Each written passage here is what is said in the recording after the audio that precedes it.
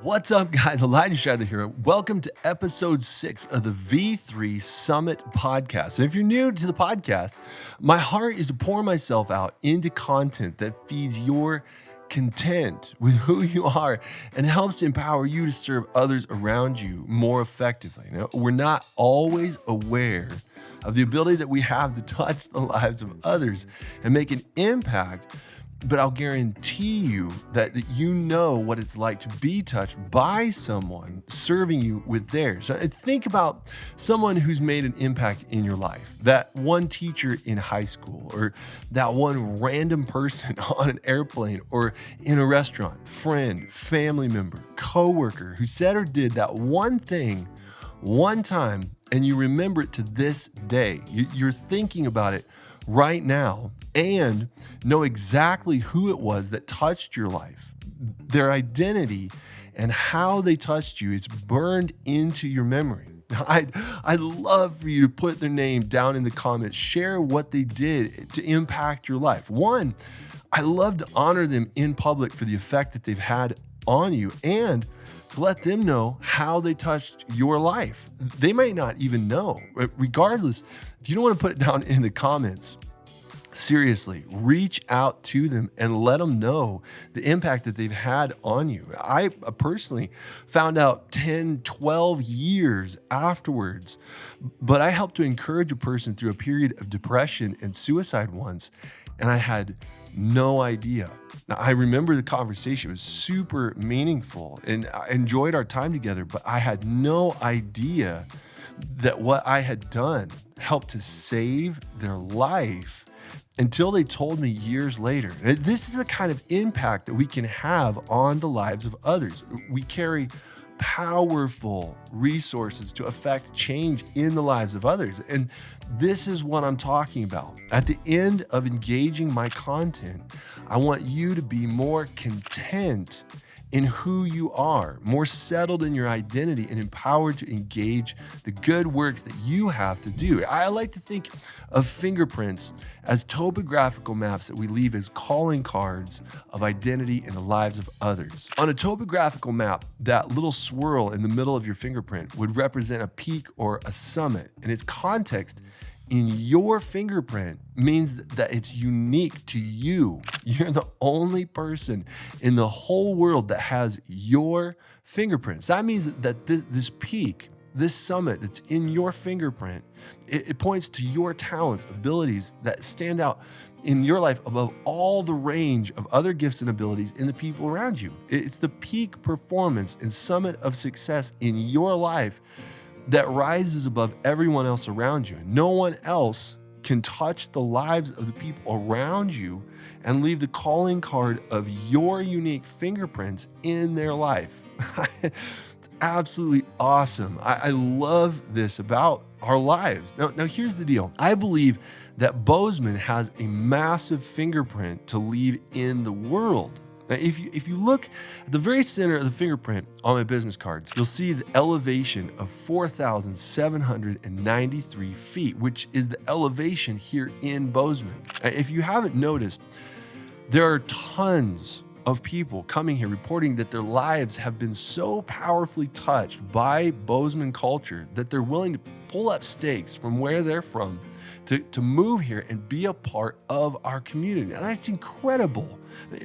It's not just a few people either. It's a steady stream of people. Like I said, you can't forget the identity attached to the people that have touched your life. And in regards to our town, the identity isn't attached to a person, but a people. Now, I'll think back to where this podcast started. Do you remember what I said? I can actually let you listen to it again. We're not always aware of the ability that we have to touch the lives of others and make an impact, but I'll guarantee you that you know what it's like to be touched by someone serving you with theirs. We're not always aware of the ability that we have to touch the lives of others and to make an impact on their lives. Now, this can have a couple different impacts in our lives. and the lives of those around us. First, in our own lives, if we're not aware that we're powerful people and that we have the ability to build rapport, trust, and favor with people to benefit their lives with the resource of ourselves, we won't step out powerfully with others to help make a difference in their lives by how we serve them. It's tough to give people something that you don't think that you have. I've been incredibly blessed to have amazing mentors in my life who not only built into my life in meaningful ways personally, but they also helped to instill confidence in me that I'm a world changer. I may not mean anything to the whole world. The largest majority of the world, they don't even know I exist. But I can mean the whole world to one person. I used to practice this intentional focus of serving others with the resource of my person, with my guests at the coffee shops that I worked at through college and afterwards. I'd engage every guest daily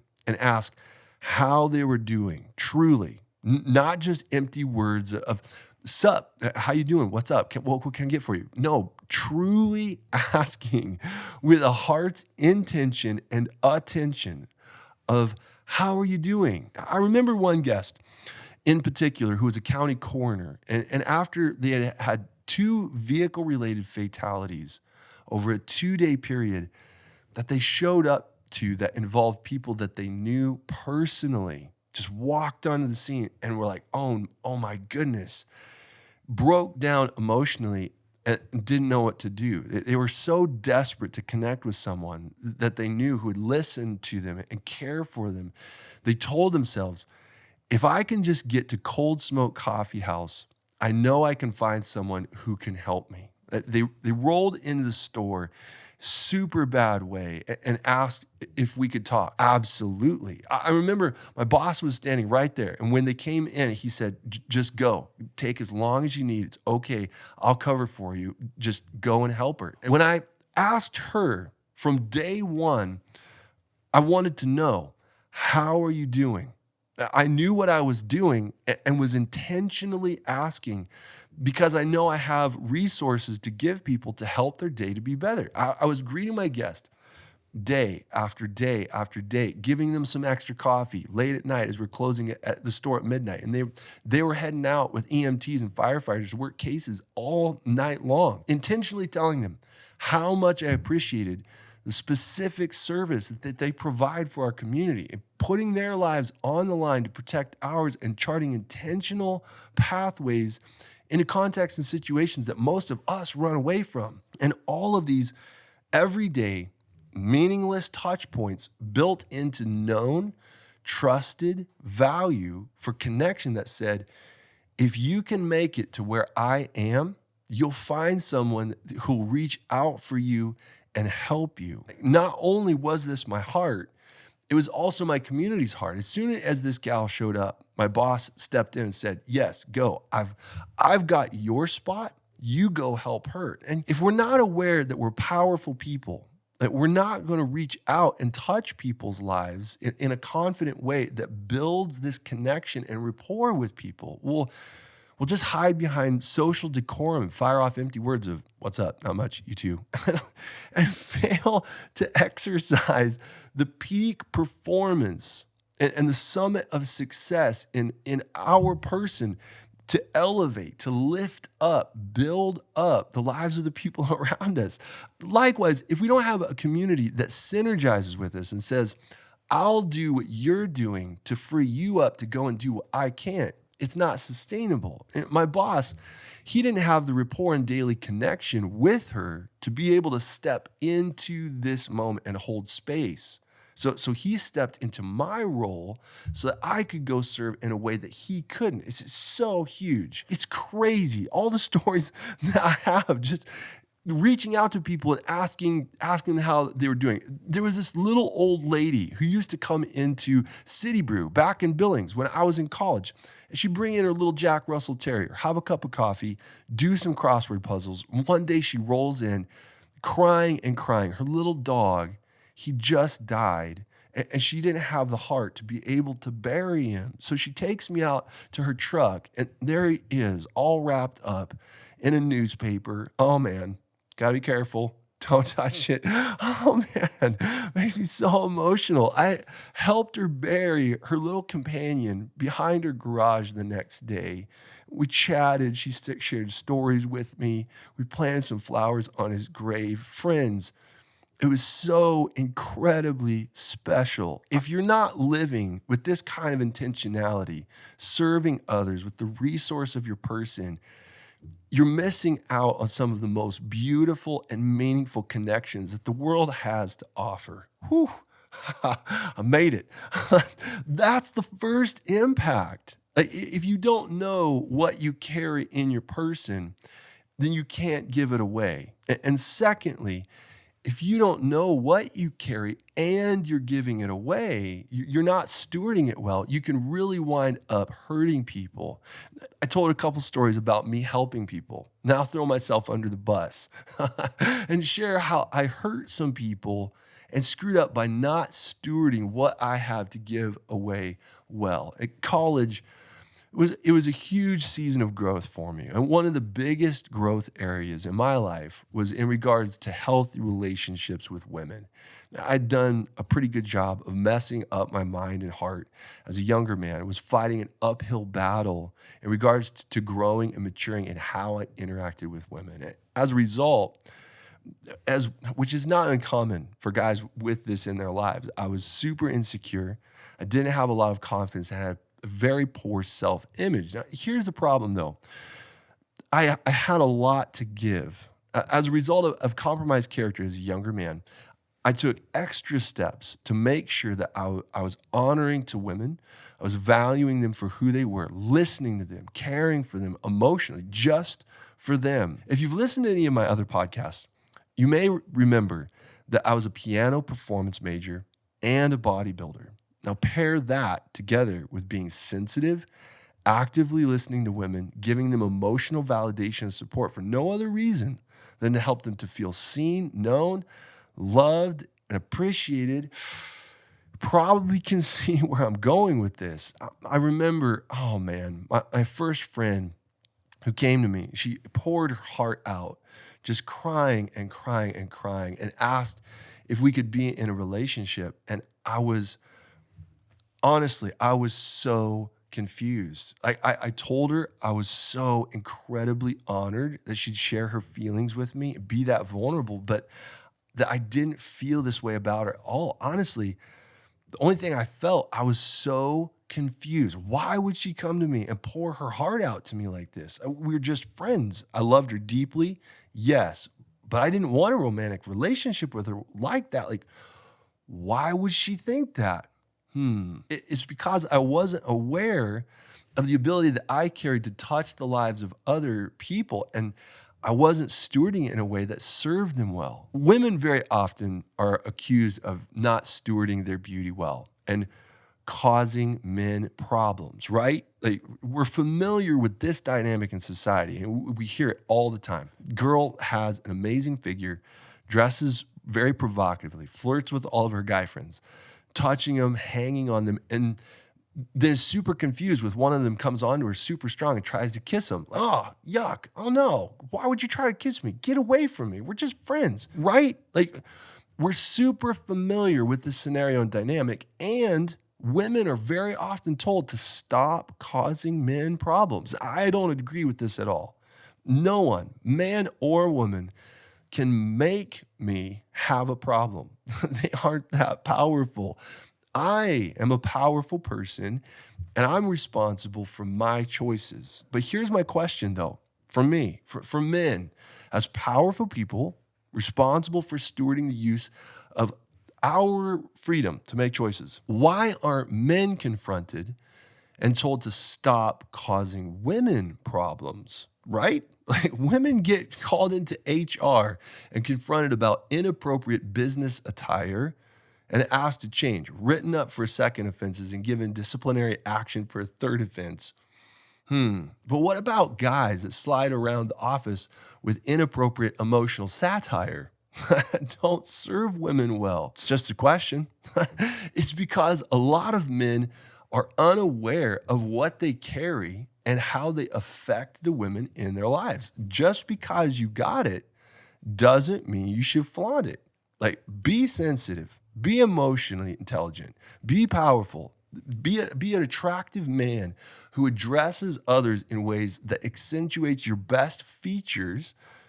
But don't act surprised when women come and try to connect with you in ways that you're not looking for, and then blame them for misreading the situation. Like, if you're not stewarding what you carry in an appropriate way, you play a part in that. This was me. So I'm talking about myself here. I am a powerful person, and I care deeply about my friends. However, due to a lack of walking out of a confident, content identity, purpose to serve people, elevate their lives, to thrive within our connection, I wound up touching my friends' lives in a way that was drawing them into connecting with me in a way that I had no desire for. It confused me, hurt them, broke a number of different relationships that I had. And I wish I could say that this happened only once, but it happened quite a few times before I figured out what I was doing and changed how I was interacting with those around me. Great, Elijah.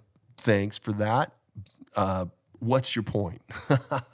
Bozeman touches the lives of people in a way that is unique to our identity. There's not another place like Bozeman in the whole world that has the summit of success of 4,793 feet in the topographical fingerprint of a people's identity.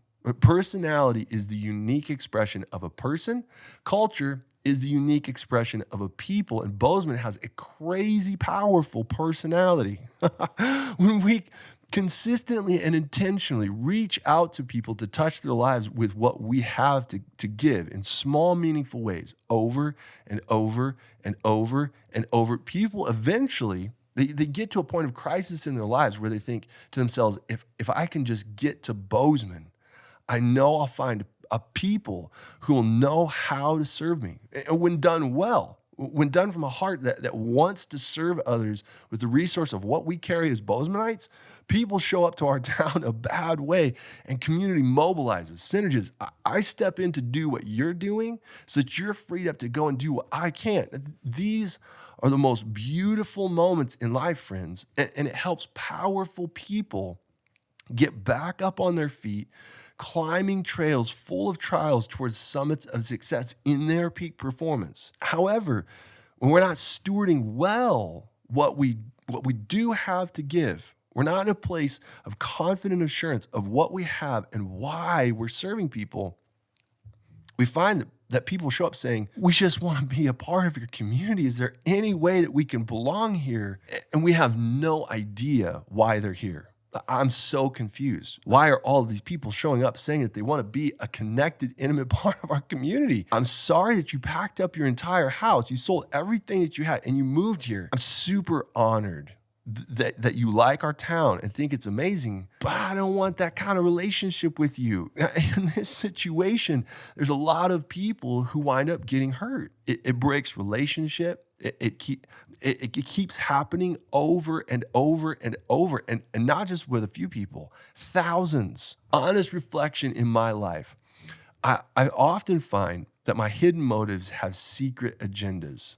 I was so insecure and had such a low self-image in college, even though I would have sworn on a stack of Bibles that I was seeking to love the women in my life from pure motives. I still can't excuse myself from the fact that I didn't love them well and that I led them to a place where their hearts weren't cared for well. You may be fighting against this and saying, yeah, but like you said, everyone's responsible for their own choices. Yep, true, absolutely, and I agree. But this still doesn't excuse me from knowing what it is that I carry, how it affects the lives of others, and how to steward it well to cause them to thrive. After that period of time in my life, I learned how to have strong relationships with women, express true, genuine care for them, and I didn't have any more of them coming to me with confused emotional expectations.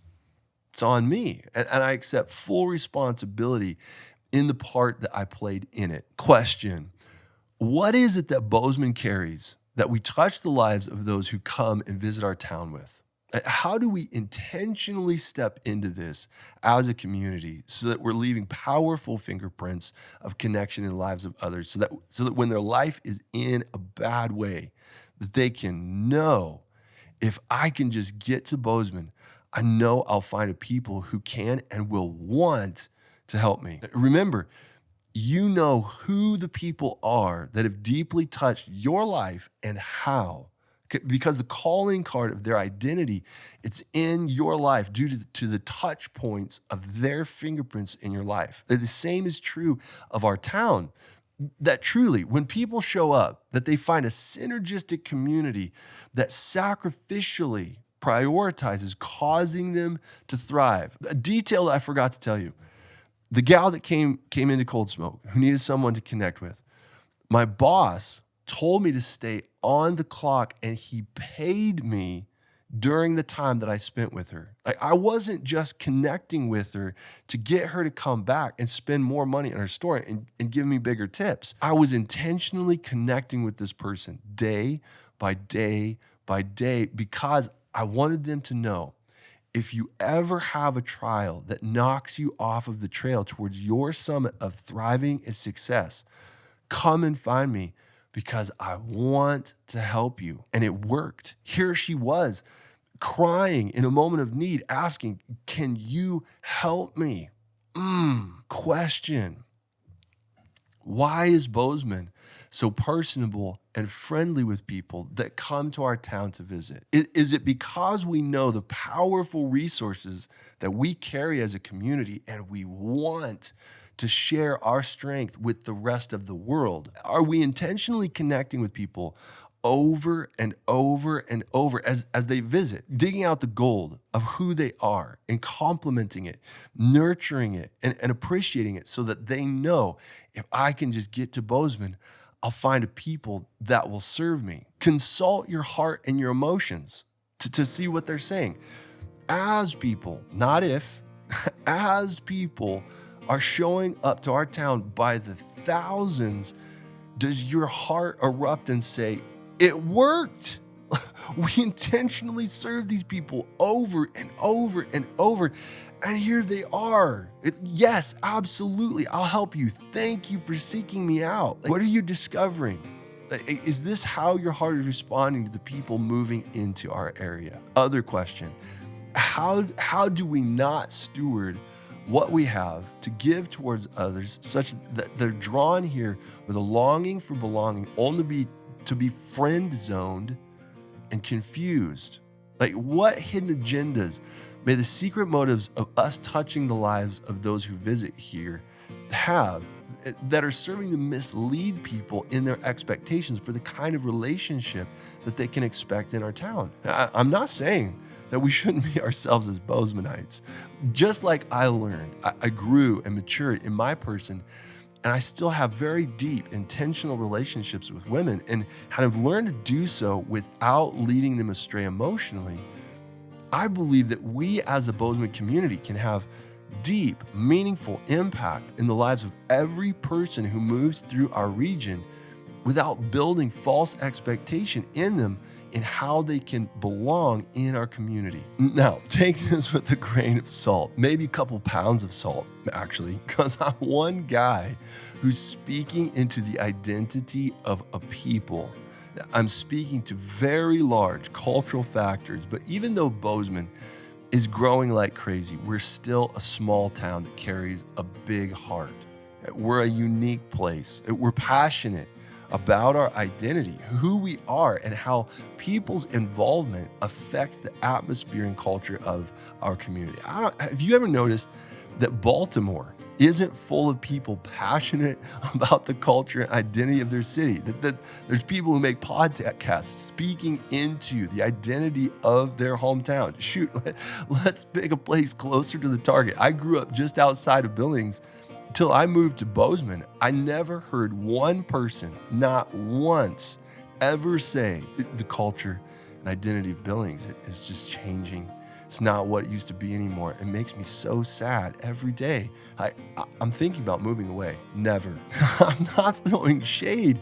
I'm just pointing out What we have in our town is unique. It's beautiful. And I love the fingerprint it's left in my life as I've been touched by the unique identity of a people. We carry a huge heart and we have a unique fingerprint that we leave in the lives of the people who come here.